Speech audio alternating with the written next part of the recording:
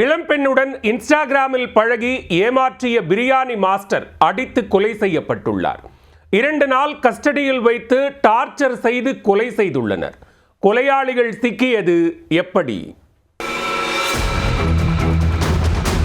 சென்னை தாம்பரம் அடுத்த சேலையூர் சந்தோஷபுரம் சாலையில் கடந்த 28ஆம் தேதி அதிகாலை இளைஞர் ஒருவர் காயங்களுடன் இறந்து கிடந்தார்.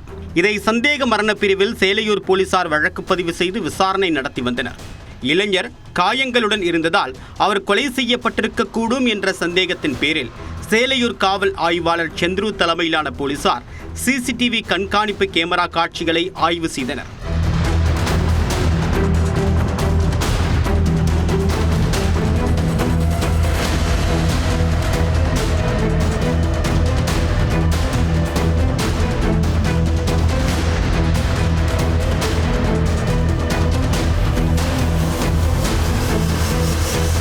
இளைஞர் உடல் கிடந்த இடத்தின் அருகே பதிவான சிசிடிவி காட்சியில் 2 பேர் அந்த இளைஞரை மோட்டார் சைக்கிளில் கொண்டு வந்து அந்த பகுதியில் போட்டுச் செல்வது பதிவாகி இருந்தது. சிசிடிவி கண்காணிப்பு கேமராக்களை போலீசார் ஆய்வு செய்து இருசக்கர வாகனத்தின் எண்ணை வைத்து சரவணன் என்பவரை பிடித்து விசாரித்த போது பல அதிர்ச்சியூட்டும் தகவல்கள் வெளிவந்தன. சென்னை வண்ணாரப்பேட்டையை சேர்ந்த ஜெயக்குமார் என்பவர் கிண்டி மடுவன் கரையில் தங்கி அங்கு உள்ள பிரியாணி கடையில் பிரியாணி மாஸ்டராக வேலை பார்த்து வந்தார். இவர் மனைவி, மகள் மற்றும் பெற்றோரை பிரிந்து தனியாக வாழ்ந்து வந்ததாக கூறப்படுகிறது. இந்நிலையில் இன்ஸ்டாகிராம் மூலமாக குரோம்பேட்டையை சேர்ந்த இளம்பெண் ஒருவருடன் ஜெயக்குமாருக்கு பழக்கம் ஏற்பட்டுள்ளது. அந்த பெண் வேலை தேடி வந்த நிலையில் ரிசப்ஷனிஸ்ட் வேலை வாங்கி தருவதாக அந்த பெண்ணிடம் பழகி இருக்கிறார் ஜெயக்குமார். அதன் பிறகு தனக்கு யாரும் இல்லை என்று பேசியே அந்த பெண்ணை திருமணம் செய்து கொள்வதாகவும் கூறியுள்ளார். இந்நிலையில் ஜெயக்குமாரின் நண்பர் ஒருவர் அந்த பெண்ணை எச்சரிக்கை செய்ததால் அந்த பெண் அவரிடமிருந்து விலகிவிட்டார். ஒன்றாக பழகிய போது 2 கிராம் தங்க நகை மற்றும் 11,000 ரூபாய் பணம் ஆகியவற்றை இளம்பெண்ணிடம் ஜெயக்குமார் வாங்கியுள்ளார்.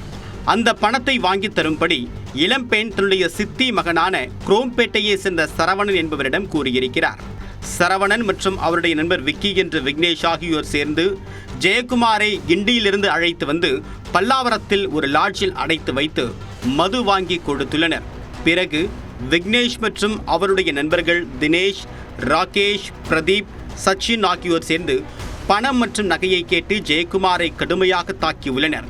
2 நாட்களாக அவரை கஸ்டடியில் வைத்து மது வாங்கி கொடுத்தும் தாக்கியும் பணம் மற்றும் நகைகளை கேட்டுள்ளனர். ஆனால் அதை பற்றி ஜெயக்குமார் எந்த தகவலும் தெரிவிக்கவில்லை. இந்நிலையில் தாக்குதலில் ஜெயக்குமார் உயிரிழக்க அனைவரும் அதிர்ச்சி அடைந்துள்ளனர். இதன் பிறகு மோட்டார் சைக்கிளில் சரவணனும் தினேஷும் ஜெயக்குமாரை ஏற்றிக்கொண்டு சந்தோஷபுரம் பகுதியில் சாலை ஓரம் போட்டுச் சென்றது போலீஸ் விசாரணையில் தெரிய வந்தது.